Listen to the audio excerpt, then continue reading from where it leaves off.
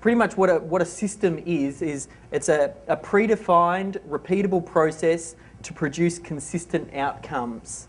So what I'm going to try and teach you here, like everything, like I said, your whole life is a system. As if the way that you wake up in the morning and the way that what you do in that order, maybe you wake up, you go for a run, you have something to eat, then you go off to work, then you work your day. That's a system, a process that you go through. And then if you look at what is the outcome of that current system, that is often, like if you look at the system and then relate it to your outcome, if you want a different outcome, make changes in your system, and then that's going to give you a little bit of a different outcome. So we're all familiar with different outcomes or different systems out there. McDonald's is probably one of the best examples of a system. And the way McDonald's works is they have everything documented to the T, from the way they set up a store to the way that it's run.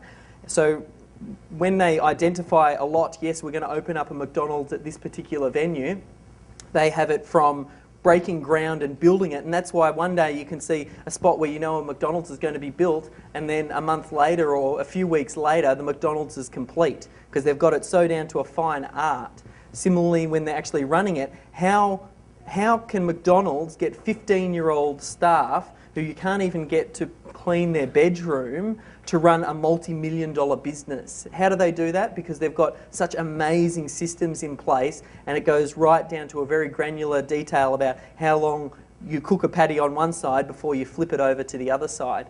I'd actually like to see, and if I can put you on the spot, Mike, if we can get a mic over here. I know you've had a lot of experience with system design and that type of thing, and also with E-Myth. I know a lot of systems, when people talk about systems in business, a really good place to start, if you haven't read it is the E-Myth. But I don't know if you'd like to talk a little bit about systems. Well, the E-Myth Revisited, Michael Gerber. If you haven't read it, go buy it and read it. If you have read it again.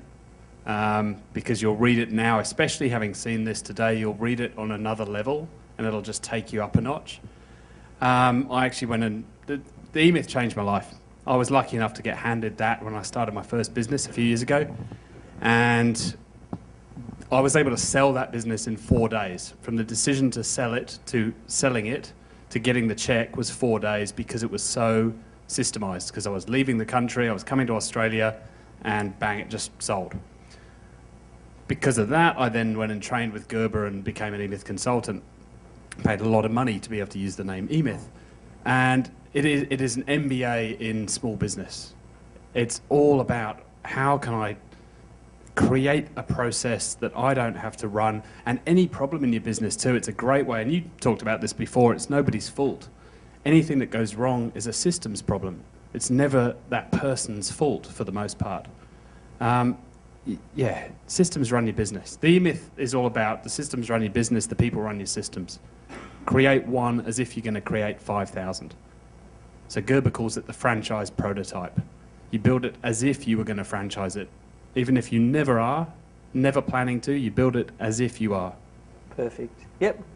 And the reason I asked Mike to say a few words there is because I know he went over and spent time with Michael Gerber, who's kind of like the guru's guru when it comes to systematizing business specifically.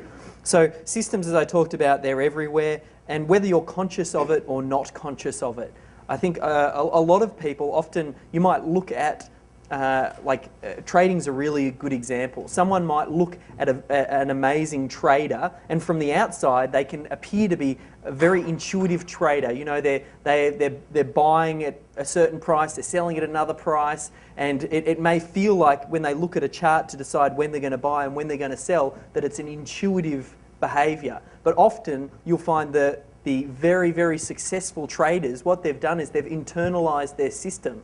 They've done it so much that to the outside eye, it could look incredibly easy, but there's a hell of a lot of work in designing that system to get them up to a point where they felt comfortable that they could trade that system. So regardless of whether you're conscious of it or not, you've got systems running. So the real key of what we should try and look at doing is getting conscious about the types of systems.